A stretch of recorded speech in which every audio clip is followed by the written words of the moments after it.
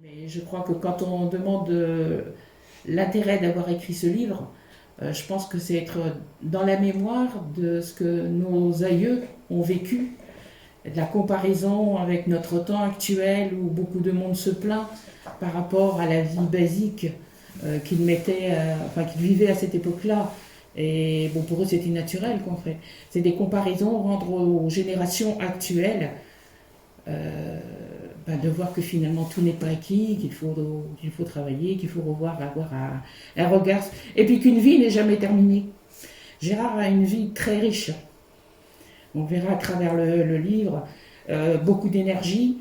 On parlera, bon, ce qui l'a guidé toute sa vie finalement, c'est la morale. Il en parle et dans tous les chapitres, il finissait la morale, c'est ça. Donc en fait, il a été marqué dans son jeune temps par un instituteur qui essayait d'inculquer la morale et qui avait ce mot à la bouche. Et ce qui est quelque chose qui fait beaucoup défaut aujourd'hui finalement. Et on voit sa volonté de s'extirper, d'évoluer dans la vie sociale. Enfin, je crois que c'est tout le caractère très, très intéressant de ce livre.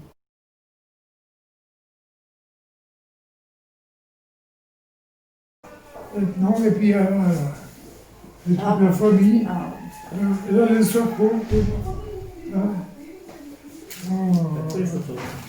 bien qui nous dit, le CIA et puis tout. Oh là là là. Quand le chat est arrivé, garde mobile a foncé dans le bruit, tout est tombé. Il y avait un marabout américain qui a monté et piqué le gueule, on s'est sauvés comme des lapins. Oh là là.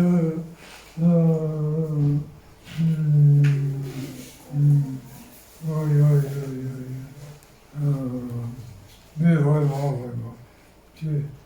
J'ai pas tant.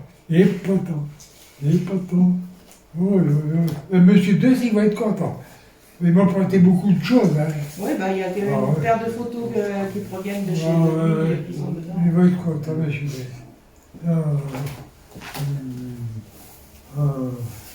Et puis, voilà. Ça, c'est la pétrochimie pour le Havre. Et puis, en fait, on montait tout en bas. Et puis après, on montait tout en haut, là, parce qu'il y avait de la hauteur. Hein. On voyait l'échelle, les ouvriers qui sont en train de casser la croupe. C'est pour vous dire, on faisait des fameux travaux. Et les photos, ils sont certainement à la ferme Saint-Anne, parce qu'il y avait un garage là, dans la rue des francs-tireurs. Et là, je lui ai donné les photos et puis toute la documentation que j'ai faite, que j'ai donnée à la mairie. Mais la mairie a dit, c'est une petite serrurerie. Ça faisait 60 mètres d'eau. Et tous les restes, c'est 3 mm en haut, et puis 0 en haut, le flèche, le vent, tout ça. C'est là quand il y avait des tempêtes. Hein. Pardon. Ah, l'armée. Oh là là, l'armée. Meuve le labo. Ce temps-là. Ça, c'est un moteur de Poton. Et tout y est électronique dedans. Je ne sais pas combien il y a de pignons, je ne me souviens plus, mais il y a presque 1000 pignons dedans pour passer les vitesses et tout le bazar.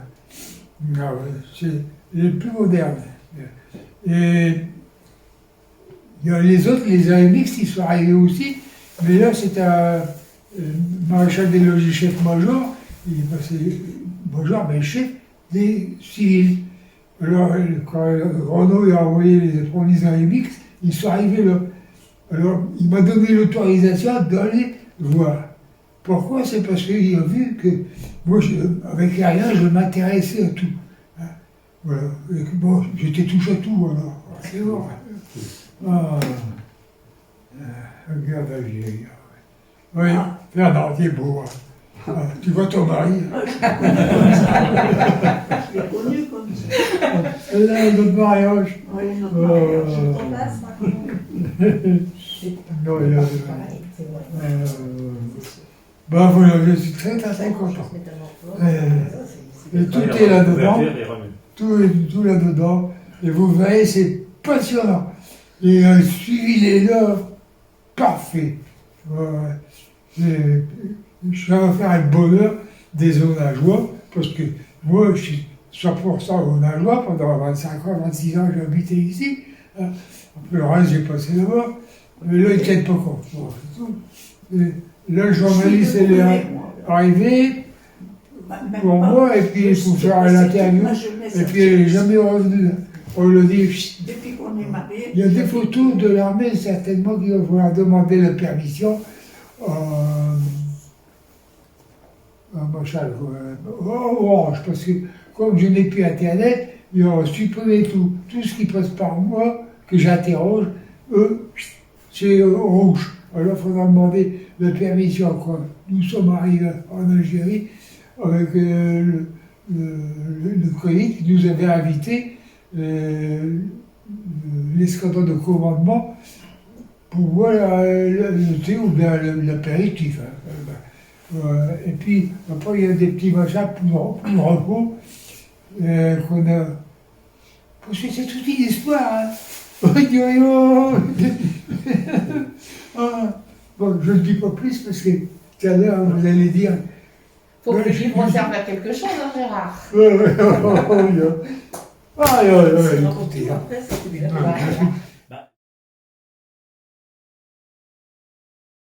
C'est-à-dire que les gens qui ont travaillé dans la mine et puis qui ne se souviennent plus, ou bien ils se souviennent très peu, ou bien ils ne se rappellent de rien du tout, comment ça se passait? Parce que en 40, même avant 40, il y a des gens qui venaient de partout travailler à la mine. De Valenciennes, de Maubeuge et puis tout ça, mais ils en vélo. Et de la mine, on voyait la ligne de chemin de fer qui va à Valenciennes. Mais c'est passé par Saint-Saul, et puis tout droit qui s'en allait. Alors les gens, ils venaient, et puis au lieu d'aller tout droit par la chaise de Valenciennes, que c'était la voie normale, soit qui coupait par la ruelle en face de la rue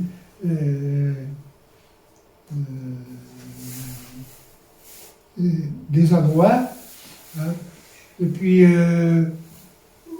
ils ont tourné la ruelle et puis on passait à travers les jardins. Au-dessus du terri, il y avait des seaux, parce que le poids du terri, il se donnait, il s'enfonçait dans la terre, mais en s'enfonçant dans la terre, l'eau, elle ressortait, puis ça conduisait de la source. Écoutez, vous pouvez boire cette eau. Hein. Alors, il y avait plusieurs sources. Alors, il passait là, et puis arrivait directement à la salle pour se laver. Il ne passait pas... ou bien, il passait au-dessus du criblage, et puis là, il passait directement aussi, passer le mur, et puis directement à la salle des... les gens, ils cherchaient au plus court. C'est une longue histoire.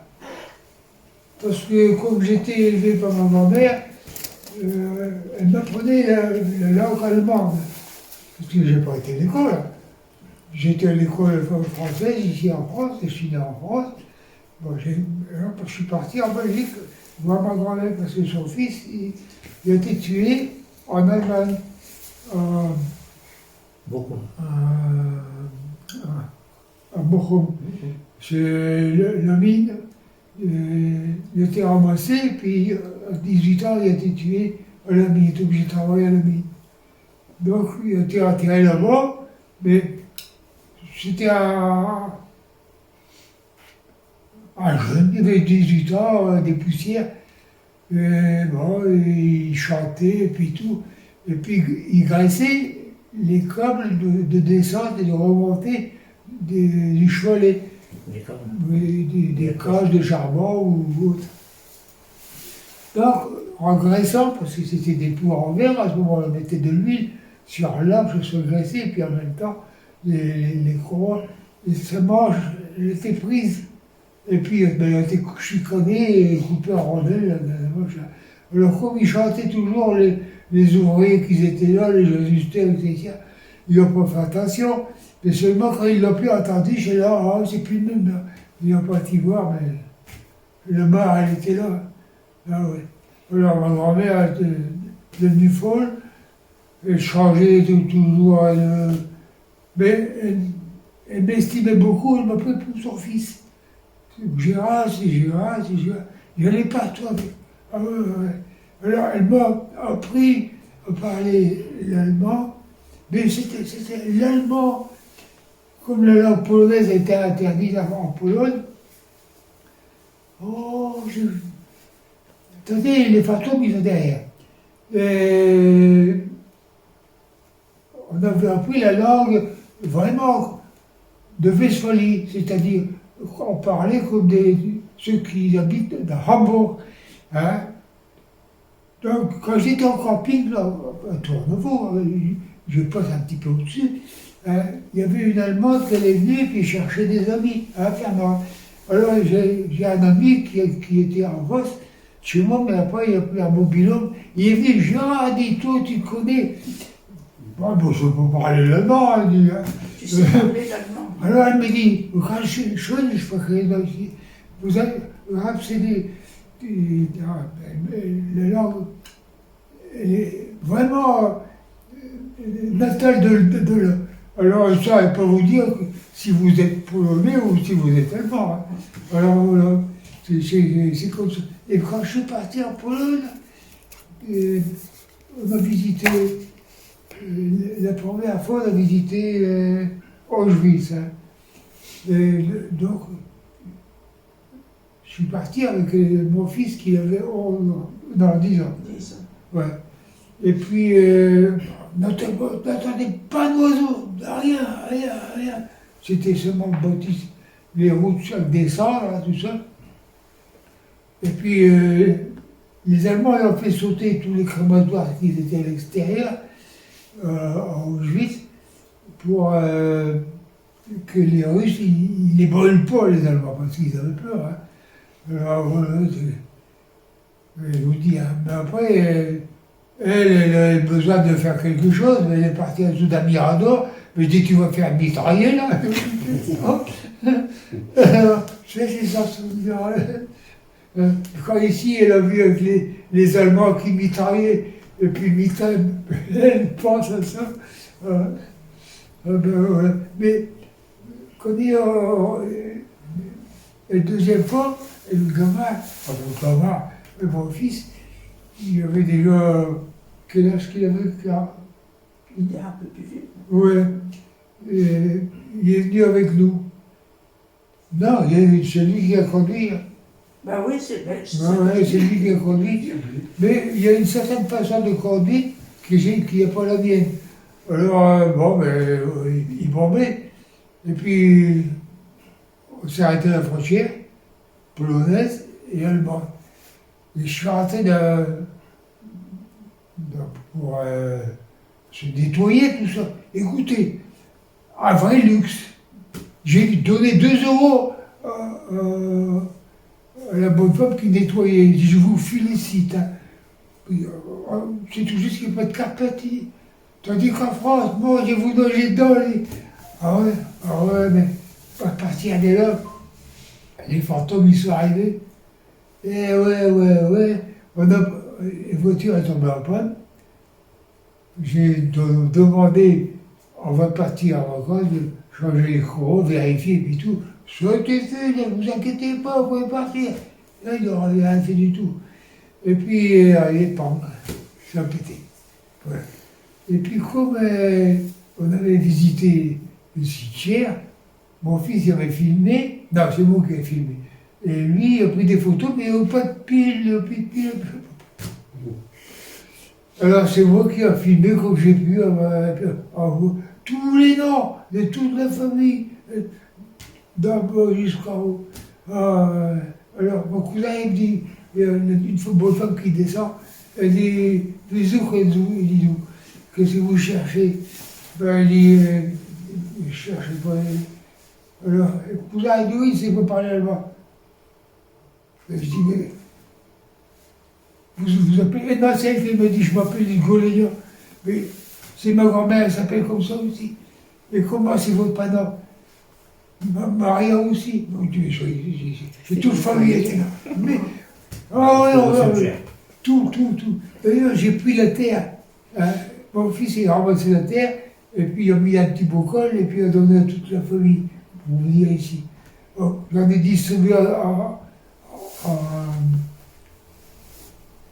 en Bretagne, parce que mon grand-père, qui était d'origine là, il était de là, ma grand-mère aussi, alors on l'a mis sur la tombe de la tante qui les avait hébergés, son père. Je vous dis tout, c'est dans le bouquin. Le déclencheur de votre livre, Gérard, c'est l'épisode de la rose rouge. Quand vous êtes enfant, c'est ça le déclencheur de votre livre. Ça, c'est. Tout est dedans. Combien de temps? Vous avez mis combien de temps pour écrire le livre? Vous l'avez écrit seul? Vous avez eu de l'aide particulière? C'est à partir de quand j'ai été opéré. J'avais commencé un petit peu avant parce que. Vous savez, dans la cité, on fait la fête du voisin ici, et puis on ne s'est pas occupé de moi. J'avais dit que j'étais président des anciens combattants, puis je suis là. J'ai travaillé dans la mine. Et puis, il y en a une qui me dit, mais il y avait beaucoup d'Allemands ici. Beaucoup d'Allemands. Les seuls Allemands, j'ai vu qu'ils ont mis les Rexis, ils l'ont mis en face du mur, et puis ils cherchaient après. Parce qu'il y avait le train des vides qui arrivaient avec les coffres qui étaient ukrainiennes. Mais ils sont débinés. Alors quand ils ont remis les Ukrainiennes, et puis qu'ils ont repris ceux qui descendaient, ils ont fini leur journée, ils se sont aperçus qu'il manquait du personnel par rapport au avoir, et puis alors c'est là que ça a déclenché. Alors, mais eux, les autres, ils sont débinés. Voilà. Ouais. Alors, nous, on jouait dans le char, parce que ce moment-là,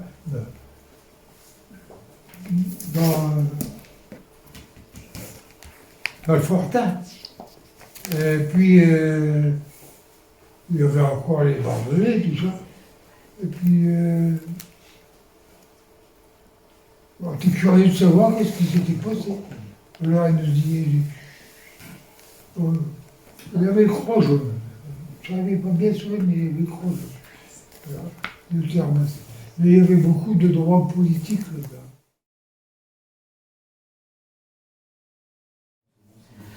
Donc en fait, bon, moi par rapport au temps mis pour écrire le livre, je ne saurais pas intervenir sur la longueur de son écriture, qui en fait s'est faite en plusieurs étapes, puisque après on a vu qu'il y avait des additifs qui arrivaient par rapport à ce qu'il avait déjà préparé. Pour ma part, j'ai récupéré son manuscrit, si on peut dire, fin 2018 ou début 2019. Et donc j'ai commencé progressivement à travailler sur certains chapitres. Et puis comme il fallait tout retaper, puisque c'était pas tapé sur ordinateur, pour avancer les choses, j'ai commencé à retaper les différents chapitres. Les différents chapitres qu'on avait déterminés, parce qu'en fait, Gérard fait un récit chronologique de sa vie. Mais c'était pas facile à le lire comme ça, donc il a fallu partager ce livre en différents chapitres. Et donc après, chaque fois, reprendre des éléments au fur et à mesure, les remettre dans un chapitre-là, remettre dans un autre, enfin. Et il y a Maurice qui disait, mais arrête. Maurice Pichon. Maurice Pichon, arrête. Il dit, tu me dois dans le machin, je vous jure. Hein. Oh, mais il était content que j'étais venu. C'est lui qui m'a dit, mais tu m'intéresses. Il a tiré son l'arbre généalogique sur le top. Il dit, t'es dedans aussi, toi? Et non, je dis, bon, moi, je vais faire moi-même. Monsieur Plichon était un autre membre d'Histoire et du Donat qui était connu sur le territoire, surtout par ses connaissances généalogiques. Et il a reconstitué énormément d'arbres généalogiques de la ville. Donc, il avait commencé au préalable à travailler un petit peu avec Gérard. Mais bon, moi, quand j'ai récupéré les données, je n'avais pas les premiers travaux. Donc, en fait, j'ai recommencé tout à la base. Donc, j'ai trouvé énormément de plaisir à travailler sur ce livre. Et ça m'a permis d'apprendre énormément de choses. On a toujours l'impression qu'on connaît beaucoup de choses, mais j'ai fait des recherches historiques pour apporter des compléments sur certains chapitres. Et j'en ai appris énormément, tant sur Ona que sur les faits historiques. Donc, quand il raconte la guerre, bon, en fait, il y a les épisodes propres à ce qu'il a vécu et sur Ona, mais moi, je suis allée rechercher des renseignements historiques à y apporter. Quand il parle de son déplacement en Pologne, son premier déplacement en Pologne, bon, il reparle des surveillances aux frontières, des arrêts aux frontières, etc. Donc j'ai expliqué pourquoi, le mur de Berlin, ce que c'était. Enfin, j'ai essayé toujours d'apporter des compléments historiques comme ça qui pourront servir à tout le monde.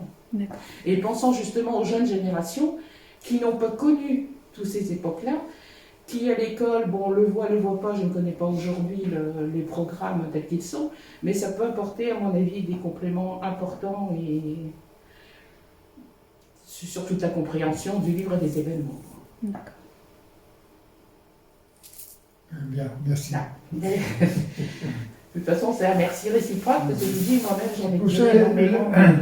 La Pologne est avec l'Allemagne, parce que l'Allemagne, elle a beaucoup de Turcs.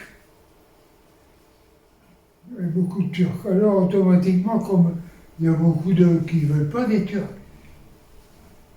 parce que les Turcs, ils ont fait la guerre depuis. Comment il s'appelait là, l'empereur.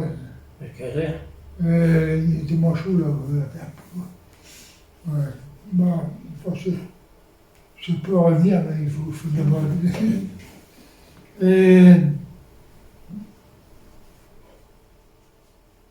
c'est trop peu dire encore maintenant. Parce que qu'est-ce qu'on attend, ils parlent de l'Allemagne, mais ils parlent aussi de la Hongrie. Parce que c'est la Hongrie qu'elle est contaminée en premier. Parce qu'on a abusé un peu de la Hongrie. Alors automatiquement, vous voyez un peu le panier à salade qu'il y a là. Alors, les Polonais se rapprochent de la Hongrie pour pouvoir faire le mieux de les arrêter. Maintenant, c'est ça. Moi, je sais disparaître. Quand l'avion est tombé dans les courants du Vino. Donc, il faut qu'ils accordent tous les deux. D'accord. Parce que bon, les pompiers d'Ona, ils étaétaient là, les pompiers de Gic aussi, Valenciennes. Et dans les courants, toutes les personnes avec des seaux à la pompe, il y en a qui étaient à la pompe, ils prenaient les seaux et jetaient sur l'avion. Même que comme ça, ça fait une grande marée. D'accord. Ah, c'est ça. On prenait jour à la pompe pour arroser sur l'avion. Non, mon père qui était silicosé, il a donné à mon frère et à moi, passer les soupes où j'étais dans les chaussées arrière et où m'a fait ça m'envoler. Bon, enfin, c'est l'émotion qui était là. Quand moi je suis arrivé à Mobilette, j'avais quitté Fernande, et puis je suis pas de la porte. Oh, comment l'armée, il avait travaillé avec des moteurs d'avion, tout ça. Oh, il m'a cassé la pissure, là. Il a bien raté. Et puis, il a passé au-dessus. Il est parti sur la mine de Thiès. Et puis, il a passé entre les fours en four au coq. Et puis, les gazomètres. Je dis, si il rentre dedans, tout explose. Hein. Et puis, passé sur Cuvino. Et au Cuvino, là, il a fait un tour par le terri, et puis il a tourné trop brusquement. Il pensait que c'était un terrain d'aviation, et puis ben voilà, il a accroché avec l'aile gauche, la structure de la famille Coche. L'aile s'est cassée, pouf, et puis l'autre, tout de suite, il a plongé dans le fossé, et le moteur, l'avion est tombé dans la maison, tout il s'est écroulé, et le pilote il était dans la cave, avec le moteur sur lui, on a juste retrouvé un bras, et tout le reste, ça, c'était brûlé. Voilà. Voilà. Alors, je vous dis pas, hein. Bon. La maman, elle pleurait, elle était à l'hôpital, elle s'était opérée, Angèle, des reins, elle avait des cailloux. Puis à ce temps-là, on ne faisait pas 10 sous, ni rien du tout. Alors, Et le sucre, ses deux enfants, ils ont été tués. Mon Dieu.